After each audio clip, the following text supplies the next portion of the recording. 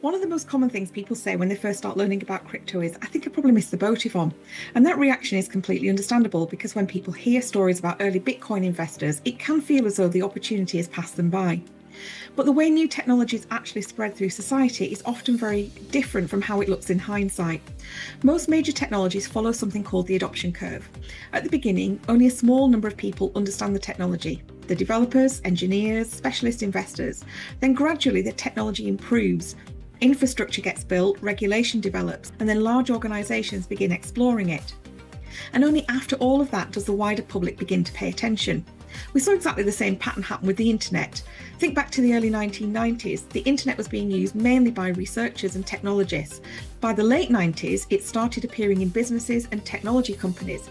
And it wasn't until the 2000s and the 2010s that the internet became fully embedded in our everyday life. Today, almost every part of our daily lives runs through that internet infrastructure. But that transformation took decades. Something similar appears to be happening now with this blockchain technology. The earliest adopters were programmers and cryptographic enthusiasts, and then came the technology investors, the developers building platforms and infrastructure. And now we're starting to see institutions entering that space. These are the asset managers, the banks, and the investment firms. Large organisations are exploring how blockchain might integrate into the financial system. Now, none of this guarantees success for any specific project. Technology adoption is never perfectly predictable. Some companies will succeed, whilst others will disappear. But what it does show us is that the story is still unfolding, because if the sector were already, quote, finished, there will be nothing left to build. But developers are very much still building, and institutions are still researching, and infrastructure is still developing. And this is where timing becomes more nuanced. Being early doesn't always mean hearing about something first. Often it means understanding it before becoming obvious to everyone else, which is why many thoughtful investors approach new technologies in a very measured way. They learn first, they observe the space, they understand how it works, and only then do they decide if they want to participate.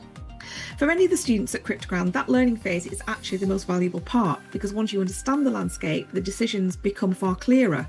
You can see where the genuine innovation is happening, and you can also recognise the hype more easily. You can decide whether the space deserves a place in your overall financial strategy. But there's one final piece of this conversation that we haven't addressed, because even after learning all of this, some people still feel unsure. They think, this is interesting, but I'm still not certain whether I'd ever invest. That's also perfectly reasonable.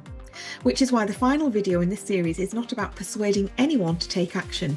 It's about something much simpler, understanding what's happening so you can make your own decision intelligently. And that's exactly what we're going to cover in the next video.